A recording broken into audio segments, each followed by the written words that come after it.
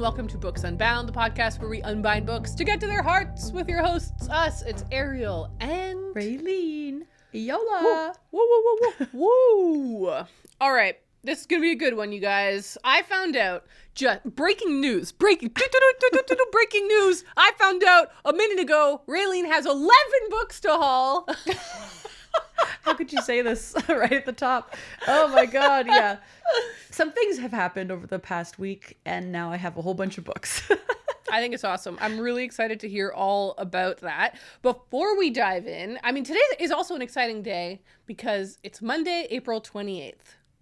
It's the Canadian general election. It's voting day, baby. It's voting day, baby, and I am so excited to do my democratic right to go and vote. I'm actually so hyped. And because Amazing. obviously Connor and I are going to go vote together, we have to wait until he's done work, but he's getting off. He worked longer yesterday so he could get off earlier today. Yeah. So we're leaving after we record the podcast. I'm going to go vote. And I'm really looking forward to it. I'm so excited. I'm worried my rural area is going to go conservative. And but it might not, because it hasn't always been conservative. It has flip-flopped over the last decade. Sure. So it's not like like there are some places that never change what they are. It's not one of those. So but that's why it's important to vote. Damn it. I'm going to go out there and I'm going to vote no matter what. I'm going to vote for what I believe in, which is the Liberal Party of Canada this time, you guys. And I remember the first time I voted was for the Green Party. I think that's beautiful. That's a beautiful thought. That's it. It was a beautiful vote for young Ariel, and I'm happy for her. I'm glad that I voted for the Green Party because, again, I was voting for what I believed, right? And this time, I'm voting strategically, and I'm voting for the Liberal Party. So, wow. I just realized by the time this comes out, Raeleen, we'll know. Oh, We'll know God. who won. Yeah.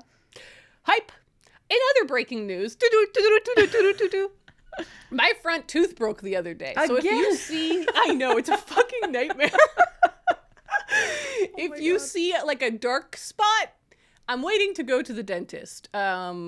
Basically the tale is when I was 13, I fell off my bike. I flipped off the front of my bike is the real tale. It was a whole thing. And I broke both of my front teeth pretty bad. And so they are, I'm like a cyborg. They're not real. They're not fully real. The pieces of them are fixed. And I had that done when I was 13. Fast forward, it's been 15 years, 16 years since then. And they were starting to show signs of wear. They were chipping off. They weren't as strong, and they were stained because they were like different color than my actual teeth. Yeah. So I went to the dentist.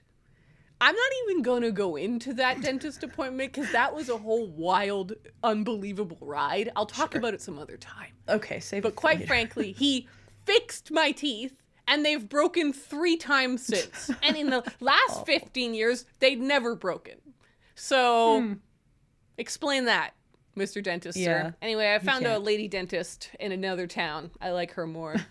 And I have an appointment with her next week. But if anyone notices anything, I'm a little self-conscious about it, but there's nothing I can do. Nothing. I had this one crazy moment where I was like, maybe I should paint it with nail polish. Oh my God. This is the worst idea I've ever heard.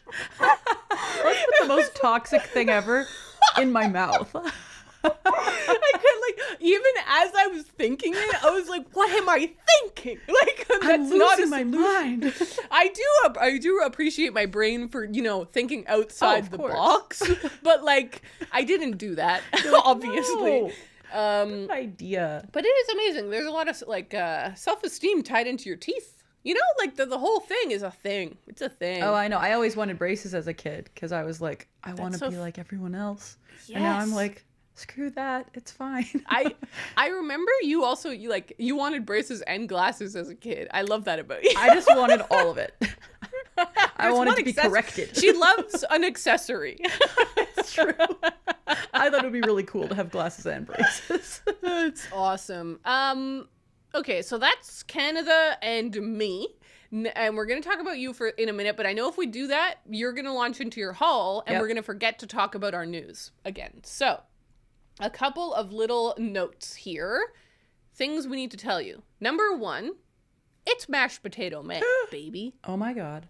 It's happening. Yeah. If you want to join into our very casual little book club, it's not even a book club. It's like a book season. It's a season. Ooh, It's a season of reading. Special book month. Mashed Potato May. Raeleen, do you want to explain to everyone what Mashed Potato May is? Yeah, so I mean, mashed potato books is something that we kind of coined a long time ago. Everybody's heard it a million times before, but it's basically a book that you have been saving, have been holding on to for the right moment to read it for whatever reason. And so the idea is that in May, we want to try and tackle one, like either like one really big one or a whole bunch, whatever it means for you. And so it's just a moment where we're like, let's just stop putting those books off and read them. Damn it. And we do it all together. So we're all here to hype each other up, keep each other like accountable. And we have a hashtag for the Instagram. So if you see hashtag mashed potato May, that's what that's all about.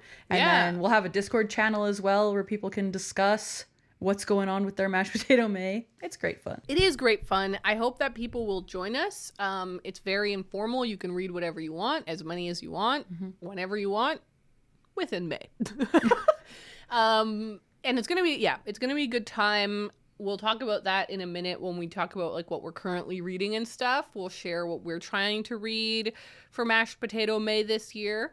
But yeah, so that's happening and we're very excited to see. We'll be focusing on those comments in the coming months. So please do, the coming weeks. So please do share on Instagram, but on anywhere that you can leave a comment on the podcast.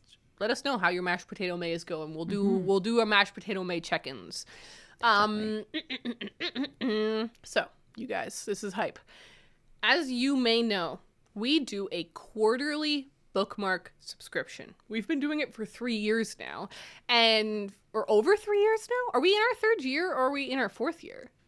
Wow. I actually don't know. I would have to go back and check. I would say my gut says 3, but it could be 4. Yeah, we've been doing it for quite a while now, and it's just a project we both really enjoy doing because we work with artists, and they're always new artists. We're always looking for new artists, working with cool artists all over the world, trying to find neat, just beautiful art that we could put on some bookmarks. And then we send those out to people every quarter. And we used to be on a system where there was only one time a year you could sign up to that, but we were able to change the subscription. So you can subscribe anytime, including right now, if you wanted to, and catch the next wave. So you will be in the subscription that auto sends you new beautiful bookmarks and 2 beautiful stickers that are like 2 elements. So like on our latest one, there was like this beautiful illustration of flowers and chickens, and so we had a sticker of a flower and a sticker of that chicken. So it's just amazing. Cute. We love the subscription. It also has free shipping, which is pretty cool. So that being said, every year we order these bookmarks and they send us too many. Like, I'm not sure why, but the printer I guess the printer is like, don't want to mess up, I'll send you an extra 100 or something. Yeah. And so we have like a random amount, and like that's the other thing, it's random. We'll have like 20 extra of those, but 200 extra of those. And so we have set those up as a variety pack on our merch page, which is linked down in the description and all over on our website. There's a big button for our shop. You can go there and see that there's like a variety pack where you'll get a bunch of stickers or a bunch of bookmarks or both. That's been available for a while. We're going to be taking it down at the end of May. So we decided to put it on a discount. It's on a big discount, to kind of a clearance sale. Get these gorgeous bookmarks and stickers while they're still available. This is your last chance for these old designs. That's our plug. Also, while you're at it, I'm currently enjoying the first iced coffee of the year. I'll do ASMR for everyone. Ready?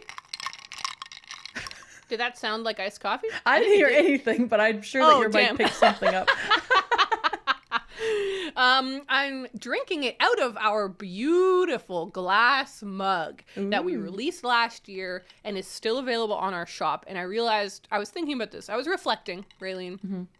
We're not that good at merch promo. No, we're not. No, I'm not a salesman. I never have been. I never will be. But we can do our best. when an item comes out, we're like so obviously so excited and we tell you all about it, and then we forget to ever mention it again, which is not how product sales work. So I thought I'll mention the mug today as well. If you're going to go and buy some of those stickers and you want to add on a mug, or vice versa, if you've been wanting the mug, now is a great time because you could add on some cheap, beautiful stickers and bookmarks. So now I want to hear all about your life, Raeleen. Tell me everything. How the hell did you end up with so many books? So many books. Okay, well, basically, over the past 2 weeks, I have had 3 separate people come visit me. Yay! Which has been so exciting because I haven't seen anyone since I went home in January. So now it's been, I know it's like, it hasn't been that many months, but it feels like a long time to me. It's like, it's been like 3-4 months, whatever, since I've seen my like friends and family. And so this is the longest you've ever lived away from home. Yeah, like it's crazy. I feel like I'm just like far away in a foreign land, like away from everyone. And so just randomly, like it just worked out somehow that my friend Julia is doing this like cross-country road trip with her friend right now. And when I first heard about that, I was like, oh my God, could you come visit me? And she was like, no, I think we're going to Edmonton instead. Like Edmonton is like 3 hours or something north of Calgary. So like, it's just a totally different path. And so I was like, damn, that sucks. I just won't get to see her. Oh, well. And then a few days before I knew she was going to be coming through Alberta, she was like, we might actually be coming to Calgary. Stay tuned. Did they go to Edmonton? No. Do you know? They didn't go to Edmonton. Okay, so I was like, did they do both or did they just, okay. It's just crazy, you never know what you're going to get with this pair. Yeah. That's what I'll say. Road trip. They're real wild, road trip. They're free, they're doing whatever happens, you know, and it's great. And so they happened to come through. I had like a couple hours notice and I was like, whatever, I'll be ready whenever you come, just come. And so they came over, we hung out, we literally hung out for 2 hours and then they went on their way because they had to keep going. But it was really nice to see Julia. It's been a while. And yeah, so that was really lovely. That quest didn't involve any books. However, the next week, my friend Rebecca was out in Alberta to go to Jasper and Banff. Like she and her friend were doing this whole like Easter long weekend thing. And on the last day they were here, of course, they had to fly home. And so they came back to Calgary. But I had like 7 hours to hang out with Rebecca. So like I took her to the zoo and we went book shopping and we like had great sandwiches at this place in Calgary. And so that was really fun. So first off, I wanted to start off with the books that I bought while we were together. Okay. And it was last week on Monday. So it was the day after, like the same day that we recorded together. And you had mentioned this book called Self-Care by Lee Stein. And that's so sick. So we went to Page's bookstore and I spent pretty much the whole time we were there in the basement where all the used and remaindered books are. So I was like, let's just see what weird used books I can find. And I was like, oh, I wonder if they have this book. And then lo and behold, they had it. They had a couple of copies. So I bought it and it was only $5. So that was meant to be. It was meant to be. So this is because I was talking about kind of like goop, horror, like women in weird situations type books last week. And you suggested this. So I picked it up. It's got really low average rating on Goodreads. So I don't know how it's going to be, but I'm not going to let that deter me. I'm still excited to give it a go. You know what I think of whenever I see that?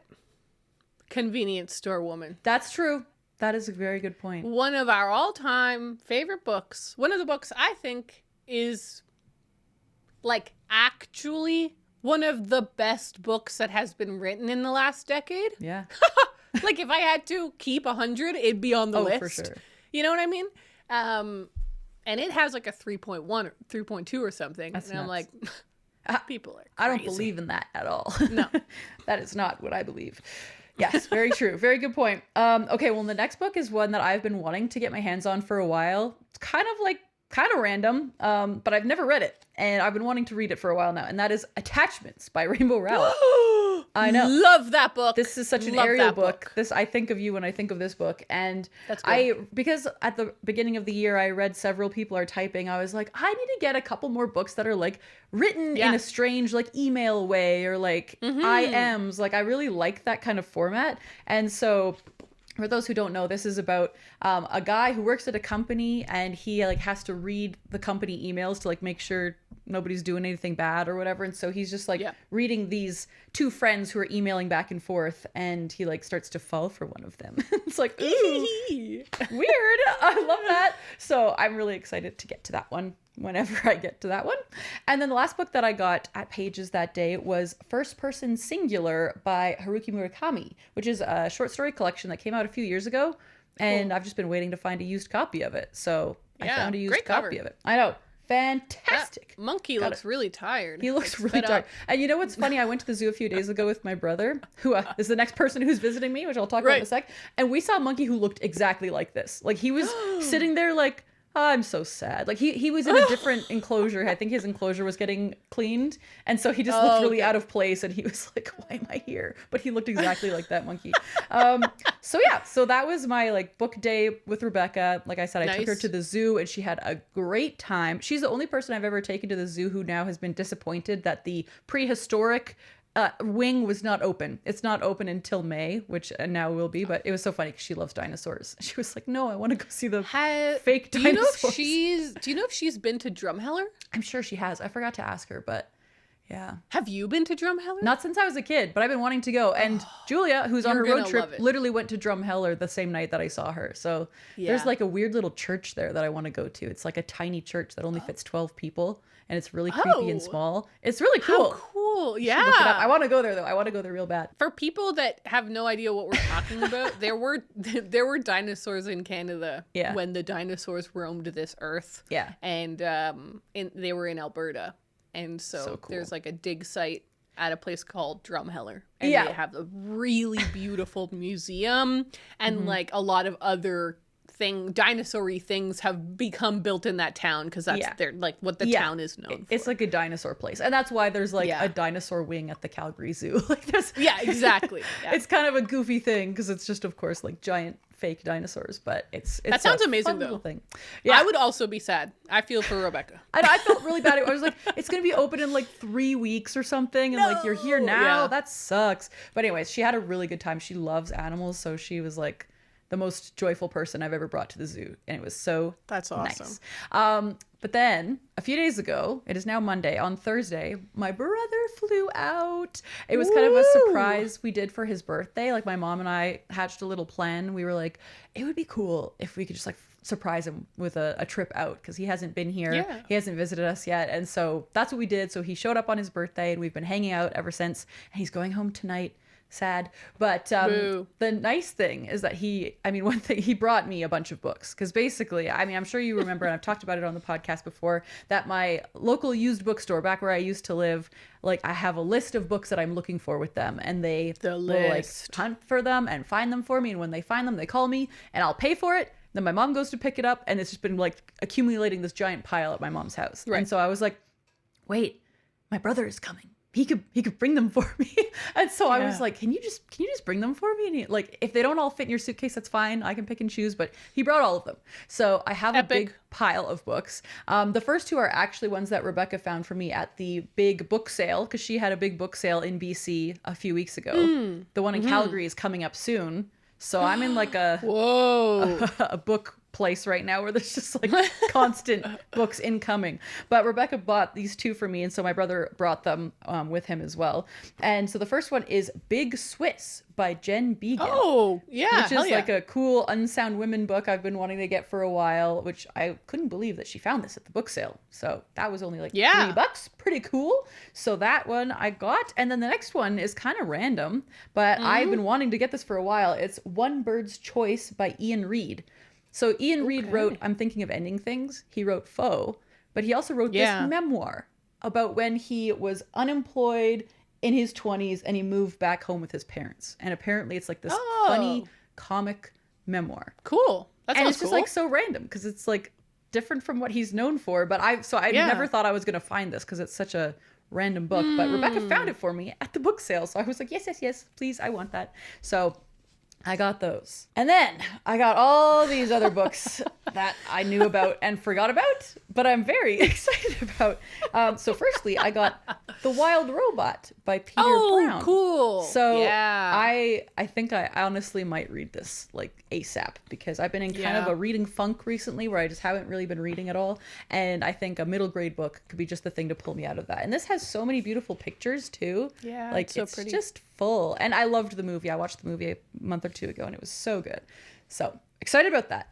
Next up, Scythe by Neil Shusterman. Okay. So yeah. random. Hell yeah. It's funny, like I go through waves where, as you know, like where I'll have certain things I'm like on the hunt for, or like books that I'm like, oh, I'm just gonna go buy a bunch of those. I don't know what phase this was. I think I had like a sci-fi moment where it was probably when I started to get into sci-fi and fantasy, and I was like, I need to like get a bunch. And this, I was like, that sounds really cool. So I put my name down on the list for it, and I feel lo like and behold, they had it. I feel like people love that book, right? Exactly. And I kind of missed the boat on this one. Like, it was really popular. I think I bought it back when it came out. Like, I had a hardcover copy of this as a 18-year-old or whatever, and then I just never read it, got rid of it. I was like, whatever. But it sounds really cool. It's like a dystopian book where it says, a world with no hunger, no disease, no war, no misery. Humanity has conquered all of those things and has even conquered death. So they have these people who like are called scythes, who have to kill people to make sure that the population doesn't get out of control. And I'm like, whoa, that's twisted. I love Neil Shusterman's like creepy little dystopian books. And I just realized now this could be my trilogy if I really like this. Oh, true. I don't have the next 2 books, but this could easily be my trilogy. So we will see about that. Also, YA. I got a middle grade and a YA book, which is kind of fun. That's cool. Kind of different. And then next up, I got All's Well by Mona Awad. Very which is cool, exciting. very cool. Yeah, it was funny because we put this in our book club poll, and I got kind of scared that it was going to win, and I like didn't have my copy yet. But now that I have a copy and it hasn't been picked, it's all good. It doesn't matter. But yeah, this kind of I think I have most of Mona Awad's books now, so I'm feeling good about that. Which ones have you read? I've only read Bunny so far. Okay, yeah, cool. Yeah, but I'm still. So, I'm technically reading Rouge. I haven't read any more since last week, but I am currently reading that. Right. And then next up, I got They Can't Kill Us Until They Kill Us by Hanif Abdurraqib. And this one, I think I wanted to read this because our friend Max read it and really loved it. And then I think I got recommended it by other people when I was talking about In the Biz books a bit, because I think these are essays, and they're about like music and pop culture. And that just sounds awesome. And I know it doesn't have anything to do with anything, but this copy has really good flop. Like the pages feel really exquisite. So beautiful. I'm so excited about that. Looks really cool. So I'm excited to read that, of course. And then I'll speed through these last 2. So I got Share, the memoir, part 1. Sure. This is kind of a random one that I wasn't expecting to come through because it's quite new, especially back when I requested it. I was like not expecting it to come in, and lo and behold, somebody probably didn't even read it because this looks brand new. Wow. And brought it into my store, and so I got it for very cheap. So that's really cool. And then the last one I got is You Like It Darker by Stephen King, which is a collection of short stories. And now I'm like, when you had suggested I read a Stephen King book, this might have been the one I would have picked if I had it in hand. Now I'm reading Under the Dome, which is so much bigger. It's so huge. So huge. But yeah, so I have this really strange, varied haul. So I've got all these like new fun books added to my collection, which I'm very excited about. So did you buy them just like a long time ago and then he picked them up and brought them? Like because we moved here in November. So between November and now, I've like every couple of weeks they'll call me and be like, hey, do you want this book? And sometimes I'll be like, nah, I don't need that one anymore. Or I'll just pay for it and then it's mine somewhere out there in the world. So yeah, most of these, like I think the last one I got was probably a couple of months ago. So I kind of forgot. I was trying to remember which books I had and I was like, I feel like there's more, but I can only remember like 4 of them. So that's funny. It was really exciting when I got to open up that package when my brother got here. But yes, we've been having a really fun weekend. We have spent a lot of time going on walks, and every time, it's funny, I've had, like I said, 3 people have visited now, and each time I'm like, I want you guys to see the prairie dogs, because like I see them all the time, and that's what I think is like a very different thing for like Alberta versus BC. Like we see a lot of squirrels in BC, but it's like, no, here we see prairie dogs.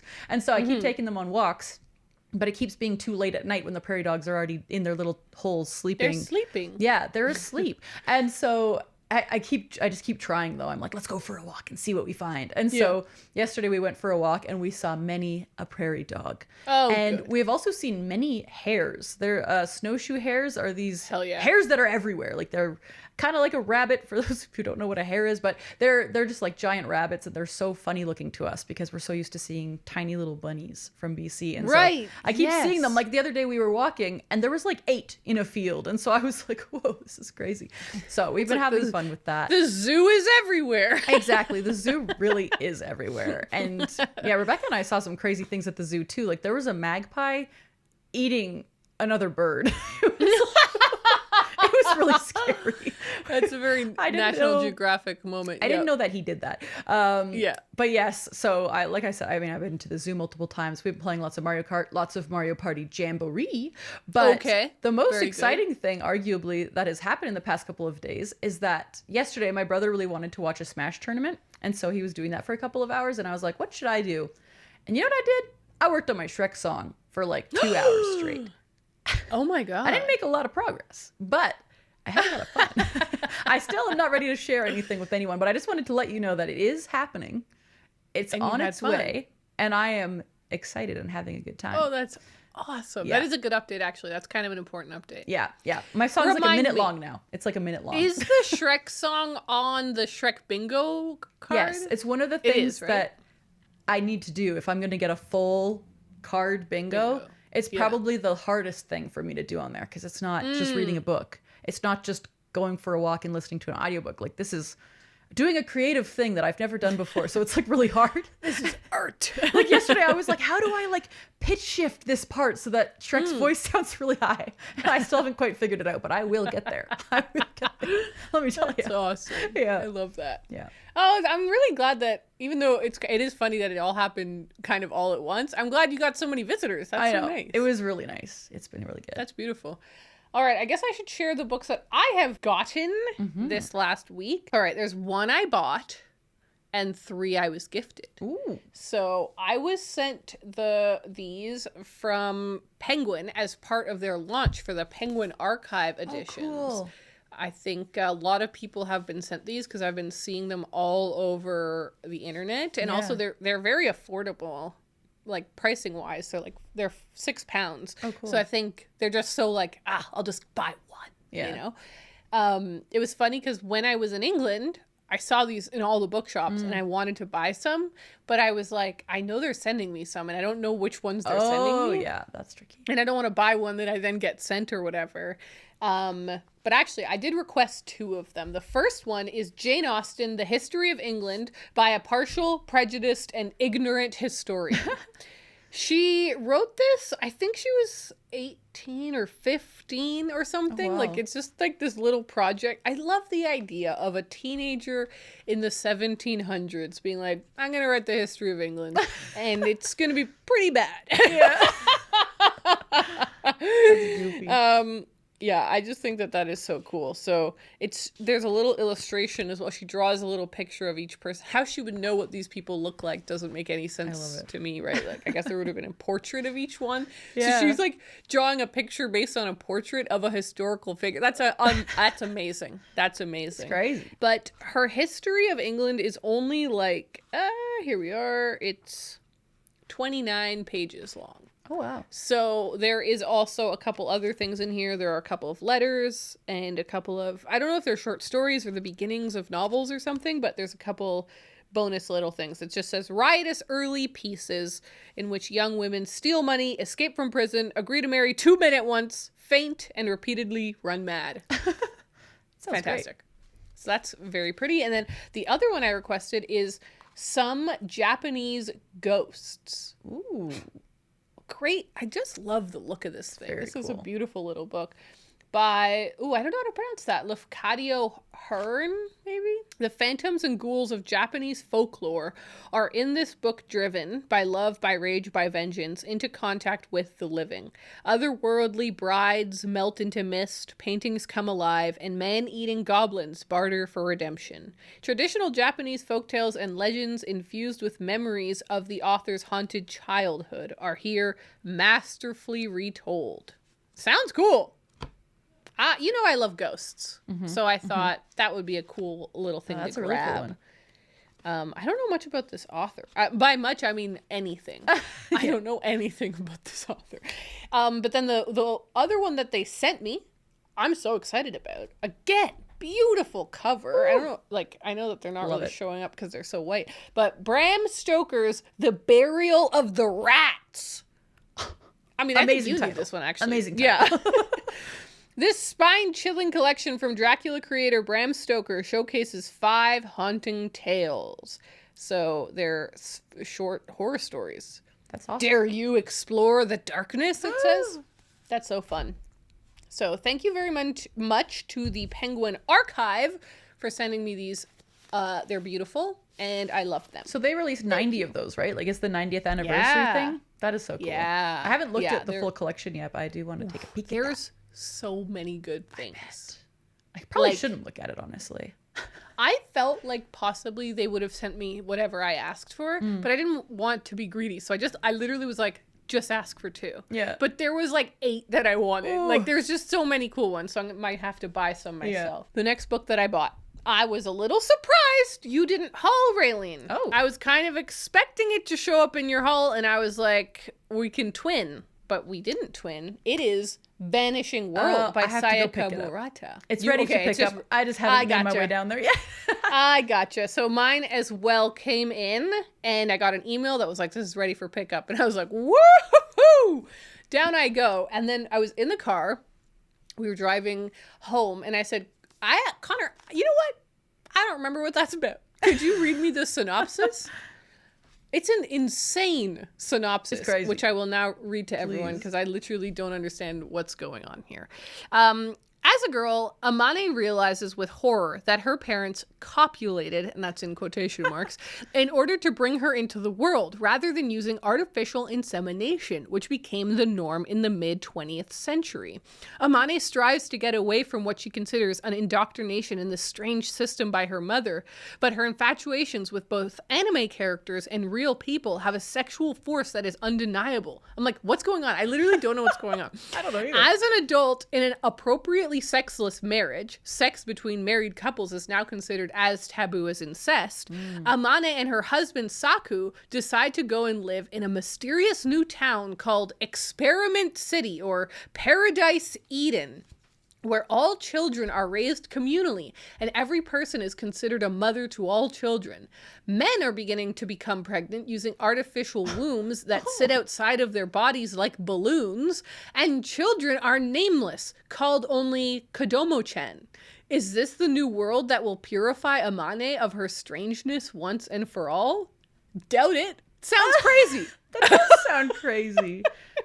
But sounds like a weird town culty vibe, which is kind of what I'm in the mood for right now. So. Yeah, weird town culty vibe, but also exploring this really interesting theme of having children in a time when less people are having. Okay, actually, this is fun, Raeleen.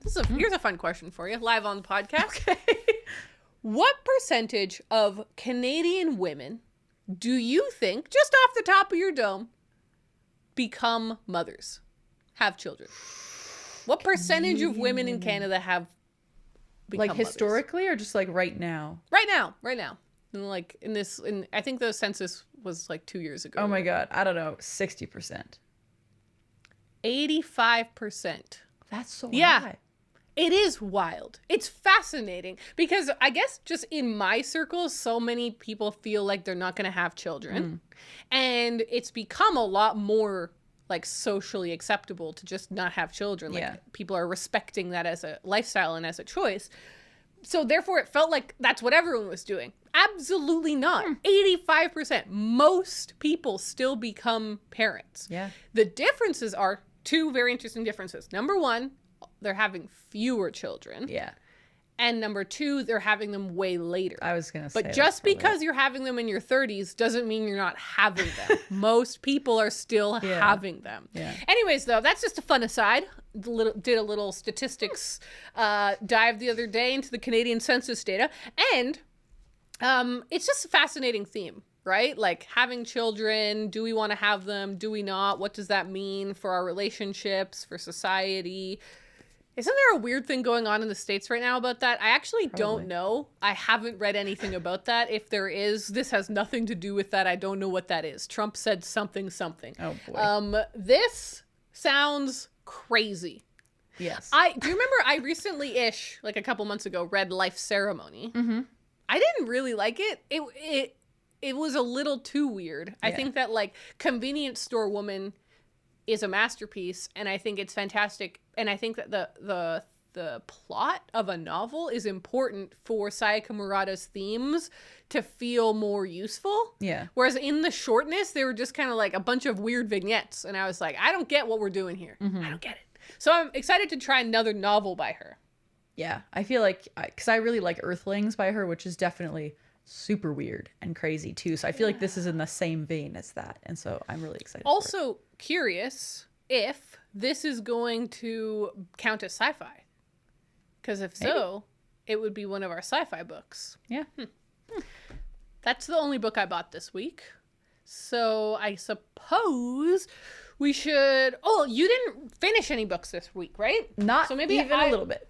I will quickly review my book that I read this week, Okay. which was Everything is Tuberculosis by John Green. John Green is the award-winning #1 best-selling author of books including Looking for Alaska, The Fault in Our Stars, Turtles All the Way Down, and The Anthropocene Reviewed.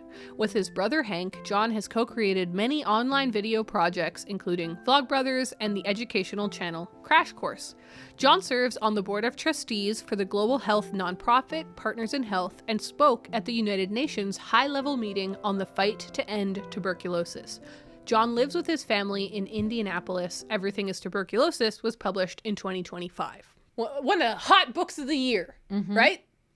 So excited to get a new John Green, and really happy for John Green that he's just publishing whatever the hell he wants. I know. That's awesome. Because obviously he carved an actually wildly deep and successful YA career. Mm-hmm. And then he just moved the hell on. Yeah, and I think that's so sick. I love the art of the pivot. I love it when people are like, I'm done with that era. I'm moving on. Maybe I'll come back. Maybe I won't. I don't know. And so then obviously he wrote The Anthropocene Reviewed. An incredible book. Yeah. So good. And then he was like, I'm going to keep doing this nonfiction thing, but I'm going to tunnel really deep out of the personal essay, because those are very much, in many ways, personal essays where he's diving into what his opinions on certain things. You get a history lesson, but he also links it back to himself in a lot of ways, right? Yeah. This book has nothing to do with John Green, in that, like, it really is about tuberculosis. It's a history, a social look at, an exploration of the current state of this insanely infectious disease, tuberculosis. Harrowing, depressing, dark, of course, because we're talking about 1 million people dying every year of a disease that is curable. A disease that in North America and in other rich parts of the world, very few people die of because we have access to the medicine that can fix it very easily. However, in parts of the world where there isn't that access, where there aren't the funds to purchase these medicines, where the infrastructure to get the medicine to the patient, all of these things are not as robust because of these injustices of, like, who was born rich and who wasn't. Millions of people dying. And it's, like, not even just, like, a couple thousand. Not that that would be okay, but you know what I mean? Like, it's not like thousands of people. No, it's millions of people that are dying. And basically, this book happened because John Green was working on a different global health project. He was in Sierra Leone building a maternity center for health because Sierra Leone had one of the, I don't know if it still has, but at the time it had one of the highest like women dying in childbirth rates in the world. And he worked with Partners in Health to build a center so that women there would have better access to care. While he was there, he met a boy named Henry, who, it's funny because that's his son's name. Yeah. John has a son named Henry, and then he met this other boy named Henry. So he's, even at the beginning of the book, he's like, I get, like, the metaphorical resonance is almost too much, right? Like, it's like a little heavy-handed almost. But he met this boy named Henry, and he thought Henry worked at the hospital as some kind of like a helper or assistant or something, because he's like a teen who's running around really jolly, knows everyone. And then he finds out, no, Henry's there because he's dying of tuberculosis. And he's like, tuberculosis? I thought we'd fix that. Yeah. Right? And of course, a lot of us have thought that because we kind of have fixed that. In Canada, we fixed that, right? To a large extent. There are some communities in Canada, especially in the north. That was one of the fun facts that I learned. Inuit populations in the north of Canada struggle with tuberculosis. It's a global health problem. The facets, the wild tangents you can go on with this book, it's really a fascinating conversation starter. I could easily now, and I did. That was one of the most fun things I had with this book. As you know, I listened to the audiobook with my partner, Connor, and we would listen to an hour of it or half an hour of it in the car. And then we would spend another half an hour talking about the implications, about the new things we'd learned, about our assumptions, about the things that we had thought. And, well, I didn't expect that to be the thing. Or, wow, that's so much higher than I thought, or lower than I thought, or whatever. Yeah, that's cool. Really, really a fascinating social history. But yeah, so basically he met this boy and was like, I thought we had fixed tuberculosis. Like, what is this? And then he started to go down this rabbit hole and realized, wow. This is one of the greatest injustices that's going on right now in global health. I want to learn more about it. And then the more he learned about it, the more he was like, I want to advocate for this. And so This book is such a great primer. And I really think that that's what it's supposed to be. I think it's supposed to be basically a pop sci book. It's not that long. Yeah, it's really It's short. 198 pages. It doesn't even reach the 200. And that includes the further reading and the acknowledgments. You know what I mean? Acknowledgments and everything. 198 pages. It's a short read. The audiobook's only 5 hours or something. And so you can quickly listen to it, quickly read it, and learn really everything you need to know to at least understand what's going on. Yeah. And then it's up to you to then go and learn even more. And I think that's an important thing that he has to navigate, because obviously John Green is not a doctor. He's not a scientist. He doesn't have a degree in the kind of medical science that would help him fix tuberculosis, that kind of thing. But he's an advocate, and he's now definitely one of the leading experts in tuberculosis. He clearly knows everything about it, which is really fascinating. Yeah. You know what I love, Raeleen? And I think you know this about me. I love a rabbit hole. I really respect a rabbit hole. And this is the deepest commitment to a rabbit hole I've ever seen in my entire life. Oh, wow. Where he was like, actually, that matters more than anything else. And I know that it doesn't have anything to do with my YA book career, but it doesn't matter. I'm going down that rabbit hole. Yeah. And the art of the pivot, the art of the rabbit hole, all nailed here. John Green is just an incredible writer. So it kind of doesn't matter what he's writing about. It's great. Oh, 100%. Right? So if you have read his books before and you're like, I don't know if I want to read that one, you'll like it as much as the other ones. If you haven't read any John Green and you're like, I don't know what that is, you should still give it a shot. I think the lessons also of this book, he does a great job of elevating some themes where it's not just about tuberculosis. I mean, it is, but about tuberculosis. Everything is tuberculosis. Everything is literally tuberculosis. But it's also about kind of how we treat people and why injustices like this can happen. There's a really great section on history that's a lot of fun. George Orwell gets a mention, which is pretty exciting stuff. Wow. Pretty sad stuff, actually. Oh. I don't know if people know that George Orwell died of tuberculosis. Right. I knew that because the second I became obsessed with him, I went on a rabbit hole and it was like, how did he die? Why? Oh, man. What I didn't know, it's not in this book, but it's in, actually, it was in one of my pamphlets from when I went to Wellington. Oh, wow. In one of the pamphlets there, it explains that he went to a sanatorium to deal with his tuberculosis. At the time, there was no cure for tuberculosis, and it was coming. It was right around the corner, but he didn't live long enough to get that treatment. The whole thing, and this was a fascinating thing in Everything is Tuberculosis as well, learning about how we have treated tuberculosis in the past and how that didn't do anything, but we were trying our best, but we weren't, et cetera, et cetera. How basically in a sanatorium, they just asked you to lie still and you weren't allowed to do anything. You weren't allowed to get up from bed. Some people would even be strapped down because they're just you need to just lie still. Which again, sounds like a prison. And what I found out was that in one of the pamphlets was that George Orwell wasn't allowed to type because they said that typing on his typewriter was too taxing and it would like make his tuberculosis worse, which like maybe, but like it wasn't really making him much better to just lie still. Yeah. And I'm like, those 6 months, what could he have written? Could have written something else. Wow. Yeah. Oh, that's stressful. Okay. I suppose I should wrap my thoughts up. I loved this book. I thought it was really fantastic. I thought it was very depressing. It was very difficult to read because we're all implicit. And I finished this literally last night. So I woke up this morning, set up for the podcast, and I'm here talking about it now. And I'm so excited to spend the next few days figuring out what is Ariel going to do about tuberculosis. Ooh. Because I really do think that that's the point of a book like this. Like, if you read a book like this and you are genuinely moved, if you genuinely agree, like, yes, I agree, tuberculosis is a problem. It's an injustice problem largely, where rich people and this is the problem, where we don't think of ourselves as rich people because it's all perspective. It's all perspective. Like in Canada, you and me aren't rich people. Yeah. We're not like living in mansions. But when you compare ourselves to the rest of the globe, we are obscenely wealthy people compared to the world average. So when you it's all about perspective, and it's all about being like, what could I do?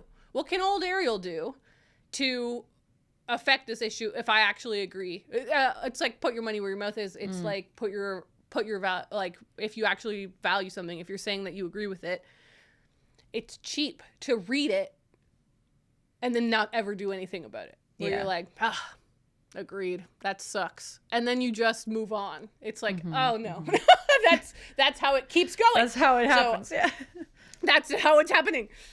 So I'm excited to spend the next few days figuring out what my strategy is going to be. If there's something that I think that would make sense for me to do, probably some kind of a ongoing donation of some sort. Because again, this links back to Half-Assed Human with Lena. I think the problem is often people think you have to like do so much research, really pick your charity perfectly, and then donate a lot of money. And if you don't do all of these things perfectly, it's not even worth doing. Right. Nope. If you were to donate $10 a month, if we were all doing that, wow, what a huge difference that would make, right? Yeah. So it's about just finding what's comfortable for you. What a great book. And what a great audiobook too. John Green, right? Of course, yeah. John Green. All right, let's talk about what we're currently reading and kind of let's tie it into our schemes and plans for Mashed Potato May. How about you start us off, because I just talked about tuberculosis for a really long time. Yeah, well, I mean, I don't necessarily have anything that I'm actually currently reading. Like, I still am technically kind of like ongoing with Under the Dome and Rouge. Cool. Like, those are... Yep. I haven't read a single page, though. Like, when I tell you I have not read anything in the past week. So I think I'm kind of in a little in-between mode where now I'm like, well, it is May. I want to focus on some kind of specific challenge for May with Mashed Potato May happening. And so the number one book... And I'll be mad if I don't read this, but I also don't want to say, like, I will read this. I want to read Catch-22 by Joseph Heller. That's a cool choice. This is the oldest book on my TBR. Like, I have owned it for the longest. I've been meaning to read it for the longest. Before this, it was Anna Karenina, but then I knocked that off. And so now this is the oldest one. So, like, this is the mashed potato book to end all mashed potato books for me. Yeah. It's a classic. It's a bit long. It's like 500 pages long. I really don't know what to expect from it. I know that it's like, it's funny. It's supposed to be funny, but it's also like, it's not just a light comedy book. So plot-wise, I don't really know too much. I mean, it is set during World War II, so I can only imagine that it's going to have some devastating parts as well as being funny. But it's just like, it seems like such a strange book, and I just want to understand it. You know, like, I just want to know. Yeah. And as of this moment, I don't know a whole lot. And so that's that. But I'm excited to hopefully read it and let you know. But I have two other kind of backup books that are becoming very large mashed potato books. So if for some reason that doesn't work out, or if somehow I fly through it and have lots of time, I also would love to read The Magical Language of Others by E.J. Coe. I feel like I've mentioned this book so many times. I probably meant to read it last May and the May before that. You know what I mean? Yeah. I don't know why I haven't picked it up yet. It's short. It's a memoir, which I love. I just don't know. got a I great haven't cover. picked it up yet. It's beautiful. There's so much about it that is just like, why haven't you read that yet? So I would really love to read that. And then the last one I pulled out is Heaven by Mieko Kawakami, because I've been really loving her over these past couple of years. And this is a short one, and it's coming of age. There's just, once again, so many reasons for me to read this. So yeah, those are my little selections that I'm like, if I'm reading these next week or one of these next week, I will be very happy with myself. Yeah, we shall see. cool. What is the biggest potato? The biggest potato? Yeah, because I feel like one thing that comes up with our mashed potato discourse is like, there's like, this one's like a really big mashed potato, right? And I'm like, what's the type of potato that's the big? Is it like the russet? Oh, like the actual potato terms. That's a great question. Yeah. What is the biggest potato? What is the biggest potato? Google didn't guess I was gonna type that. I had no idea. Is it something crazy? Well, Google just says and then it's in quotation. It says the three biggest potatoes refer, and I don't know what that is, why that's in quotations, refers to potato sizes rather than specific varieties. In potato grading, the size A potato is the largest. Size A. Typically measuring 2 to 3.5 inches in diameter and weighing over 10 ounces. Whoa. While size A potatoes are the largest, the world record for a single heaviest potato is held by Peter Glazebrook, who grew a 10-pound, 14-ounce spud. Oh my god, that's like a baby. How much does Willow weigh? How much does your cat weigh? They're like, I don't know, 13 pounds. Yeah, so it's like a Willow-sized potato. Yeah, like Simon's a big boy.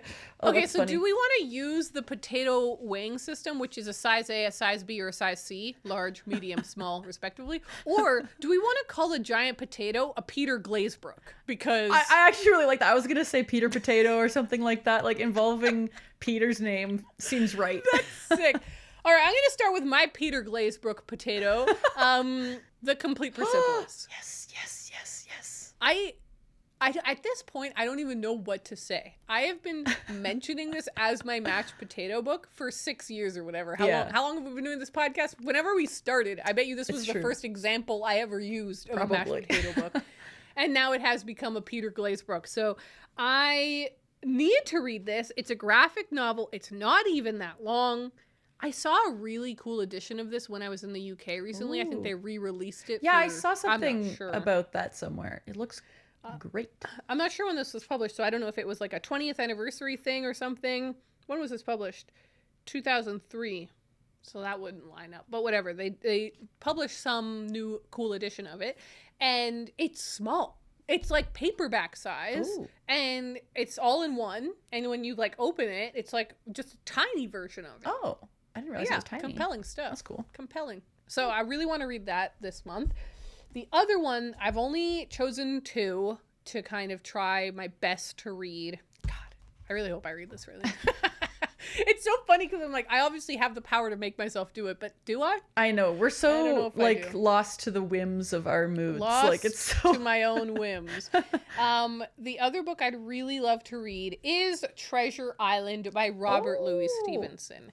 Cool this has been on my I've owned this book for like probably like you're saying like a decade. Mm-hmm. It's a classic that I bought ages ago because I read Dr. Jekyll and Mr. Hyde and loved it. I was like, I want to read something else by Robert Louis Stevenson. Oh yeah, he wrote Treasure Island. And if I read this, I could reward myself by watching one of the greatest book to movie adaptations ever, Treasure Island Muppets. So the songs, okay, I think obviously this is one of the sore points in our relationship. Raeleen doesn't like the Muppets, and that actually freaks me out. I think like you need to get drunk or something and give the Muppets Treasure Island a shot because you like musicals. And you musicals. Like fun music in movies, and the Muppets Treasure Island has some of the greatest frickin' bops known to men. Okay. Also, it's just so funny. Like, oh, okay. Sorry, I love that for you, and maybe I will do that. You've got to give it a shot. Anyways, okay. I just hate puppets, man. Okay. You think you hate puppets? You were traumatized by as a child. I'm sure of it. I don't know what happened. We can move on from this. Okay, so this is a short book, and it's obviously, we're all thinking, it's a boat book. That was my and first I'm thought. trying to read boat books this year, so what am I talking about? It's literally 200 pages. No Come excuse. on, Ariel. No come excuse. on. So those are the 2 mashed potato books I would really like to tackle this month. And like you were saying, like if I read these 2, I would feel pleased as punch. Mm-hmm. But now I will transition to talking about what I actually am currently reading, like what I've been reading in the last week, because it's still April when we're recording this. Yeah. And I have been doing some pretty decent reading. I finished the tuberculosis book, but I haven't finished another book, but I did make good progress in these. The first one I took the dust jacket off of. It's Intermezzo by Sally Rooney. Cool. I mentioned this last week that I was going to start it, and indeed I did. And originally we were going to read it in 3 weeks because there's 3 parts. So we're going to do like part 1, part 2, part 3. And the book has done something that I kind of hate, where the parts are not equal length. And I know that's fine. Like it's totally fine. Parts aren't, there's no rule that It parts makes it are hard for a supposed buddy to be. read, though, when you're like... But it makes it hard for a buddy read when you're like, oh, this is perfect, we'll do parts. And then part 1 is 200 pages of the 400 pages. So we're like, okay, so we are doing 100 pages for this week, 100 pages for next week, which gets us right to part 2. And then part 2 is 100 pages. And then part 3 is about 100 pages. So we're just breaking part 1 into 2 parts. Anyways, all of that to say, I have made it to page 100. And? I don't know about Miss Sally Rooney and Ariel, like how we work together. There's this I have this amazing fascination with Sally Rooney because undoubtedly she's one of the greatest writers of our generation, of our literal generation. Yeah. She's 30, I think she's 34 or 36, so she's like our age-ish. And she's 34, because I looked this up and I was like, we would have been in university at the same time. Like I would have been in year 1, she would have been in year 4, or in high school at the same time or whatever. So she's of our generation, of our time. She's writing things clearly that are resonating with people our age. People love Sally Rooney. I think she is bigger in like Europe than she is over here, but even so, she's huge here. Yeah, she's huge here. And there's like multiple massive shows based on her books. She's a superstar. Yeah. But every time I read her stuff, I'm like, God, why are these people so sad? Yeah. Everyone is so sad, and they're really worried about sex. Like, those are the 2 things that are going on. They're sad, and they're thinking, like, did I mess up that sexual encounter? That's, like, Sally Rooney to me. With a little really obvious Marxism sprinkled in. I'm like, I get it. You hate money. Intermezzo. You haven't read it, right? No. I've only read Normal People, and I didn't really like it that much. So I'm in the same boat as you right now. I'm like, I don't know about Sally Rooney. Yeah. Okay. So you haven't read it. What would you say Intermezzo is about? Like, what do you feel like is the collective thing that we all think it's about? It's about brothers and chess. Right. That's my best guess. I completely agree. That's what I went into it thinking. So far, it's not really about brothers or chess. So, feeling a little betrayed by the marketing and the beautiful covers. Ironically, that mine does not have right now because I took the dust jacket very off. chess forward. So basically, it is about like it's about 2 brothers because they have separate point of views. You spend 1 chapter with Peter, 1 chapter with Ivan, and back and forth. Ivan is a professional chess player. Okay. I'm 100 pages in. He's played 1 game of chess. Okay. And it happened pretty quickly on a couple of pages. And other than that, it's about this woman he met. I do like the relationship between him and Margaret, but I'm like, where's the chess? I want more chess. And then the Peter chapters are about how he's dating this girl who's like a decade younger than him. He's like 36 or something, and she's like 22. And he's like, oh, am I gross or am I not? And he's kind of like, he gives her money, but she's not a prostitute. But like, you know what I mean? Like, it's like this like weird line of like, I don't know what. She's like kind of a sex worker, but not. And he's like, oh, money's making this. So I don't know. And so everyone's uncomfortable all of the time, which is classic Sally Rooney. Everyone's uncomfortable. Yeah. The brothers are like a decade apart in age. Oh. They've had 2 conversations. Their dad just died like a month or 2 ago. So they're dealing with the grief of that.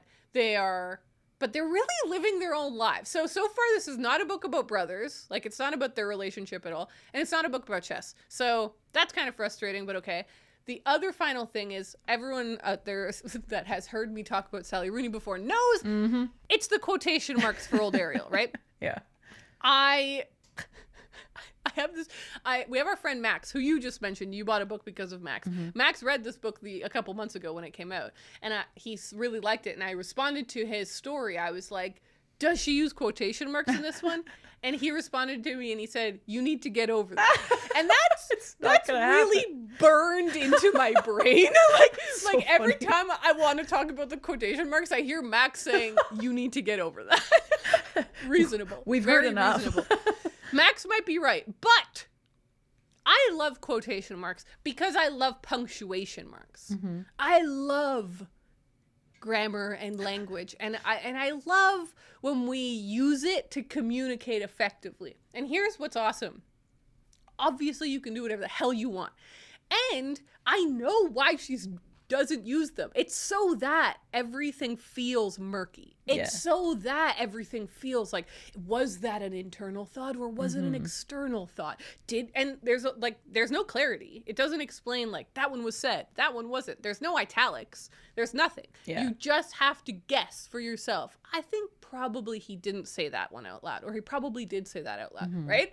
So I get why it's being used. I just don't like it. Yeah, it's just a taste thing. That's fine. It's just a stylistic thing I don't like. I like clarity. I like knowing exactly what you're thinking. I'm interpreting, reading. So anyways, I'm not hating it though. Like, it is kind of interesting.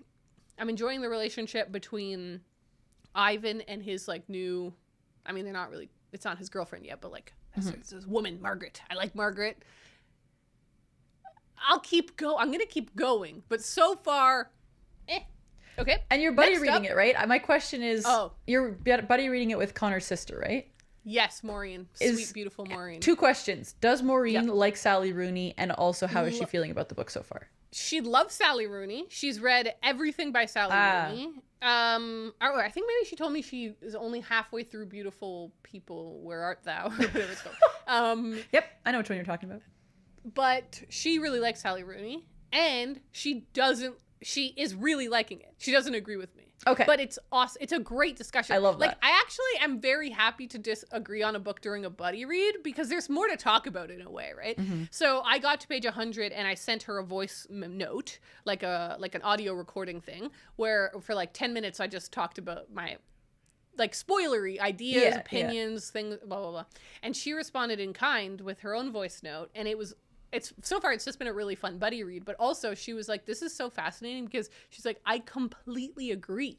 She said she completely agrees with everything that I'm saying, but while as I'm not enjoying those things, she is enjoying That's cool. Things. She's like, that. You know what I mean? She's like, I agree. That's why she's not using quotation marks. And I like it. Yeah. And I'm like, right. So we're in agreement on a lot of things.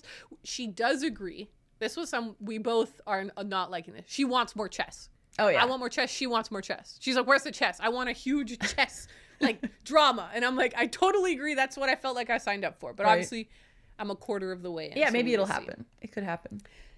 The other book that I'm reading that I've made some progress in is Anne's House of Dreams by Lucy Maud Montgomery, the 5th book in the Anne of Green Gables series. Okay.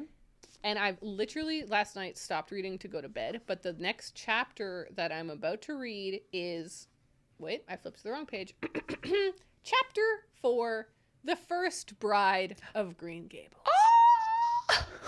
Anne wakened on the morning of her wedding day to find the sunshine winking in at the... God, I hope that happens to me. At the window of the little porch gable and a September breeze frolicking with her curtains. I'm so glad the sun will shine on me. I'm literally getting emotional while reading. Wow. I'm so happy for you. I'm happy that you're reading this one now instead of an even numbered book in the series. Yeah, exactly. We like the odd ones. I'm loving it. It's beautiful. I love Anne, and I love that she's now getting married, and that it kind of feels like we're getting married in the same year because I'm reading the book this year. Do you know what I mean? Yeah. And so I'm like, we're both getting married. So nice. What's your wedding gonna be like, Anne? Oh, I'm so excited. So I will keep you all updated on that. Awesome. Let's finish this episode off by visiting the mailroom.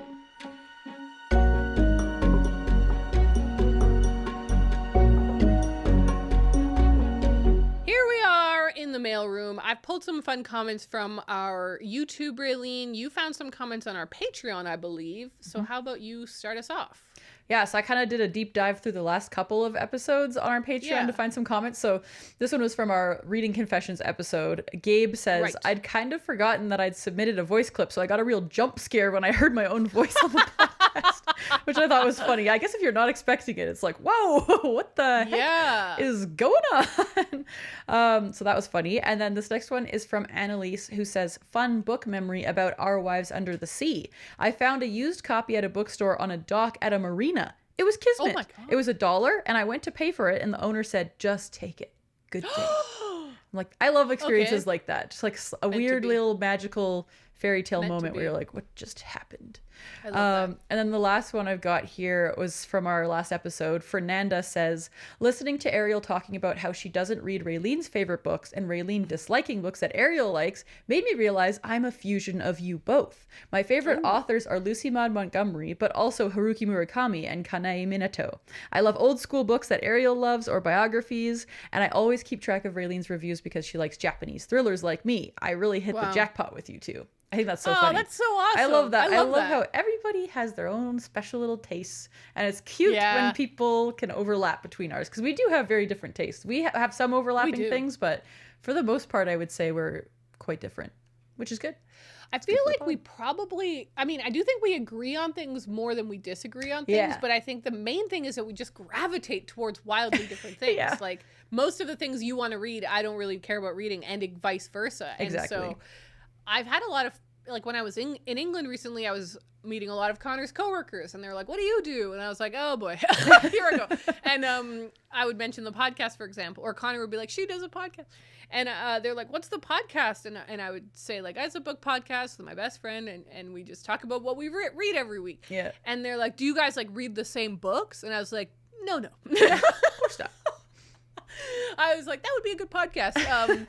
But no, we have very different tastes. And they're like, oh, is that tough? And I'm like, no, it's awesome because we like so much more people are listening, I'm sure. Because some people like what Raeleen listens to. Some people like what I read. Yeah. And then there's like these people like that commenter who apparently like both of us, which is perfect. That's awesome. Okay, I also pulled 3 comments. This one's from our last episode. Vabehave6826 says, weird coincidence, but I was listening to last year's Mashed Potato May episode, and you guys said that you won't be doing any TBRs for this anymore. Are you still doing that? We obviously completely forgot about that. Yeah. But we kind of are. We're feeling very loose with the TBRs. Yeah, like right? I chose books that I would like to read, but I'm not going to be like kicking myself if I don't read them all. You know what I mean? I feel that way myself, and I feel like if I don't read these and I end up reading other books, that's fine as well. Yeah. The next one I pulled is from Karen on our Reading Confessions episode. Karen from Ottawa here. Woo, Ottawa. Thank you so much for the thoughtful answers to what could be considered a silly question, and thank you to other commenters here as well, because like lots of people left comments with their own ideas and suggestions.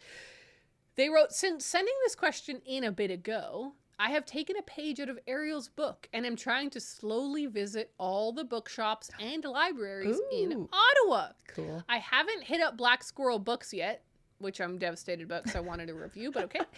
Karen, when you do, please leave a YouTube comment. And sounds like I gotta go. I tend to gravitate towards just looking at books I've already read because they're familiar. But we'll try to implement the no pressure vibe, letting what stands out stand out, and come to terms with potentially missing something. And generally being more chill. But I can't promise that. I'm with you there, Karen. I try to be more chill all the time, and it usually doesn't work. And they wrote, P.S. I worked at the Pinecrest chapters near IKEA. Working the kids and teen section when I myself was a teen was the dream. That's awesome. That sounds great. I love that. All right, and then the final comment I pulled is from Sarah Judith, who wrote, in regards to tracking books causing stress about unfinished reads, because we were giving the suggestion that we're like, maybe the fact that you know you're reading 8 books right now is stressing you out, and just clear the currently reading. Yeah, like, you don't need don't think about it. She has a good, interesting other perspective. She says, I actually love seeing books on Storygraph that I've been reading for like in the longest case, 12 years. Oh. I love finishing a book that says, it took me 5 years to finish. I got to enjoy it for 5 years. And I love having a big list, bracket 17, of books I'm currently reading. It reminds me of my options and makes me really excited whenever I don't know what I'm in the mood for to look at it and then see if something stands out. So I love this because it's like less, they're clearly conceptualizing it less as a to-do list and more as kind of like a very casual pick and mix charcuterie board situation where they're like, this is my current stock. What am I thinking? Maybe this one, maybe that one. And eventually you get to the end of the cheese and you're like, that was great. Ready for something else. Beautiful. That's really cool. All right. Thank you so much to everyone for listening and or watching this episode. We're very grateful to you all for being a part of our community, sending us comments, engaging.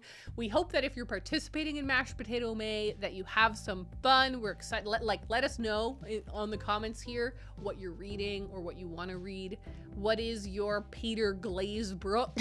I would have forgotten that if I didn't have it right. I know, that was good. That was good. We're gonna have to keep repeating that one. I want to look up Peter Glazebrook. I wonder what his life story is. There's a rabbit hole for you. I will remind everyone that we have our big sale for our bookmarks and stickers going on. You can still subscribe to our subscription or grab yourself a beautiful mug and support the podcast this season. Thank you guys so much, and we'll talk to you next time. Bye. Bye.